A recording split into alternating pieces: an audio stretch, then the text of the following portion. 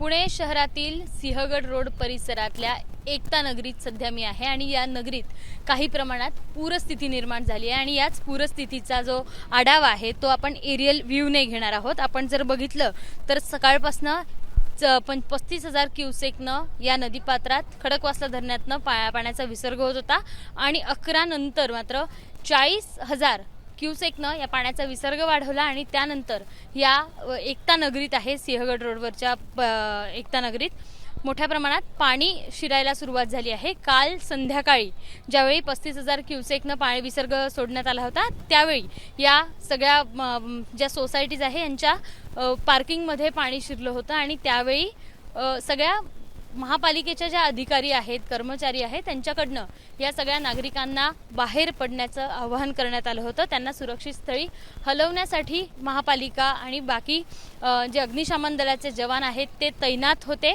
मात्र आता 40,000 क्युसेकने जे पाणी सोडण्यात आलंय त्यामुळे पाण्याची पातळी वाढली आहे आणि हे जे पाणी आपण खालचा जर सगळा व्ह्यू बघतोय तर हा पाण्याची पातळी हळूहळू वाढताना आपल्याला पाहायला मिळतंय।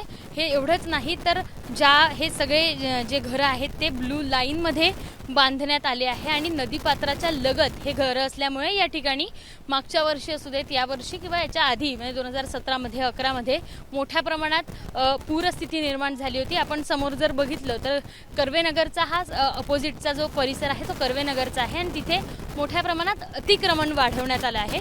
अतिक्रमण असल्यामुळे नदीचं पात्र किंवा आजूबाजूची जी जागा आहे ती कमी झाली आणि त्यामुळे हा सगळा पाण्याचा फ्लो आहे तो या सोसायट्यांच्या बाजूने येत आहे। इकडल्या बाजूने बांधकामासाठी जरी परवानगी दिली असली किंवा नसली तरीही इथे राडारोडा टाकण्यासाठी हे सगळे नागरिक नकार देतात किंवा राडारोडा टाकण्यासाठी जागा नाही आहे त्यामुळे इकडे हा सगळा अतिक्रमणाचा प्रकार दिसत नाही। मात्र अपोजिट साईडला झालेलं अतिक्रमण आणि आलेला इकडे फ्लो याचा सगळा त्रास जो आहे तो एकता नगर वासियांना सहन करावा लागतोय। मागच्या वर्षी 25 जुलैला असाच प्रकारचा पूर आला होता आणि त्यामुळे इथलं जनजीवन जे आहे ते विस्कळीत झाल्याचं आपल्याला पाहायला मिळालं होतं आणि तशीच परिस्थिती यावर्षीही उद्भवू नये यासाठी संपूर्ण प्रयत्न आहे ते करण्यात येत आहे। आपण जर खालचा सगळा व्ह्यू बघितला एकता नगर परिसरातला तर सगळे नागरिक आता काही प्रमाणात बाहेर पडतायत।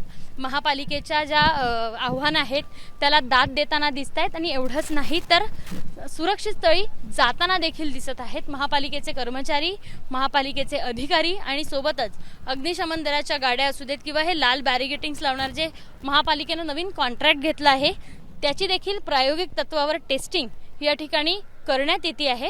एवढंच नाही तर साधारण ग्रामपंचायती जेव्हा इथे होती त्यावेळी हे सगळे बांधकामं करण्यात आले होते त्यानंतर ब्लू लाईन आहे ती निश्चित करण्यात आली।